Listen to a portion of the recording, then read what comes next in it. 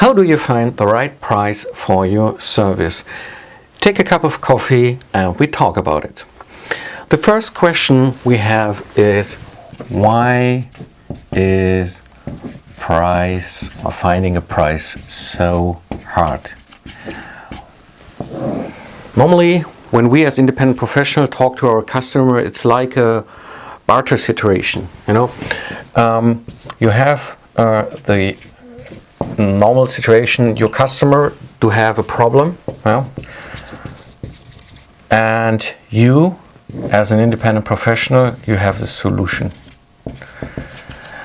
Both sides of the parties must have the feeling that this is fair for both of us. And this means this barter has a second part here, and this is price is subjective for everybody.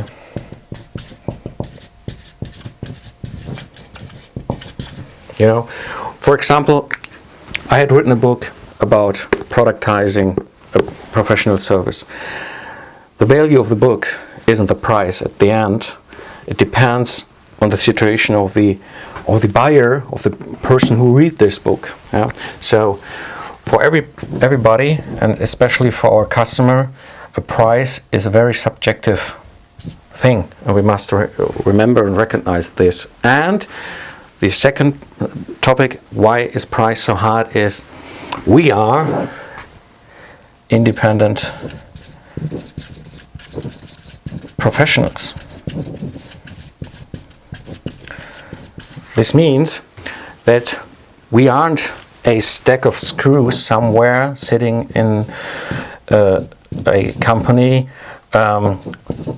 We are brain workers. We are person who have knowledge, and we use this knowledge to solve a customer problem. So this knowledge is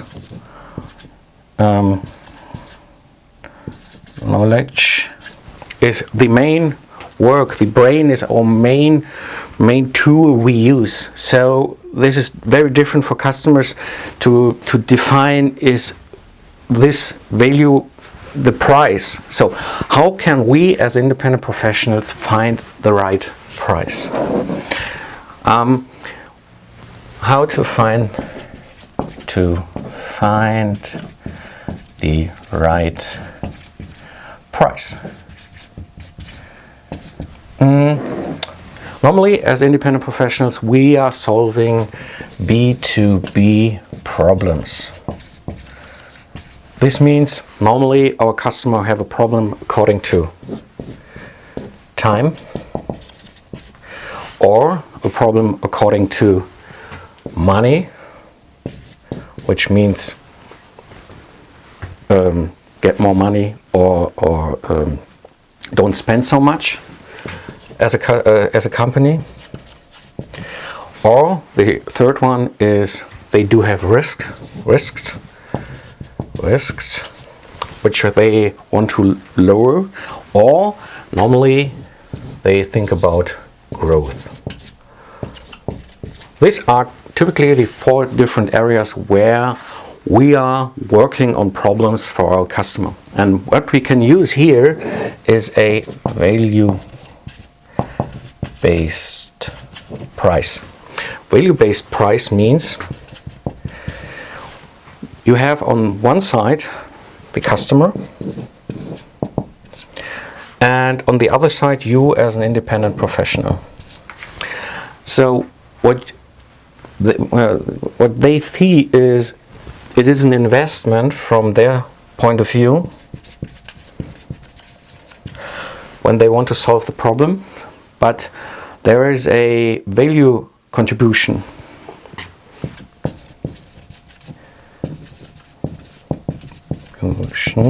Which means part of the investment came from your customer and part of the value contribution came from you as an independent professional. For example, you can define 60% of the value contribution came from the customer and 40% came from your expertise. So what does this mean in real life example? Here's an example from my own engineering business.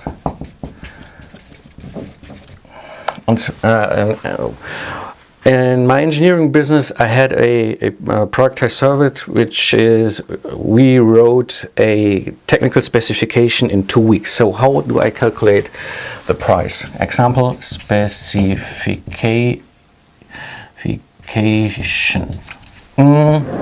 At first, I try to find a first attachment where I can start my calculation. In my special situation, it was the project budget, the customer budget. Normally they are around 5 million euros for the project. And what we also normally have when we are talking about project management, they do have the risk to fail. For example, 33% or 1/3, which means they have a 1.5 million euro risk that this project fail. So they can think about risk reduction, which means normally there are different abilities for risk reduction. One example is a really good project manager who's really experienced in running a project. The other example for risk reduction is have a really good team in the project who's really able to perform. Or the third ability is writing down the requirements in a technical specification. So we have 3 different possibilities, and so I can say, okay, 1/3 on the project manager, 1/3 on the team, 1/3 on the technical specification, the document itself, which means the worth of the specification I hand over to them is 1/3 of 1.5 million, which means it's 500,000 euros. This is the worth of the document itself. So now we can take this value-based price, value contribution idea and say, okay, what is the value contribution? And what I choose was 80% of the value came from my customer and 20% of the value came from me as an expert, as an independent professional who was able to write down this specification. So my own contribution is 100,000 euros. And now you see how this works out. 20% from 500 is 100. And now normally I wrote the first initial technical specification, this customer requirement specification. And then we normally have 5 iterations, which means 1/5 of this 100,000. So my price for the service was 20,000 euros, writing a specification in 2 weeks.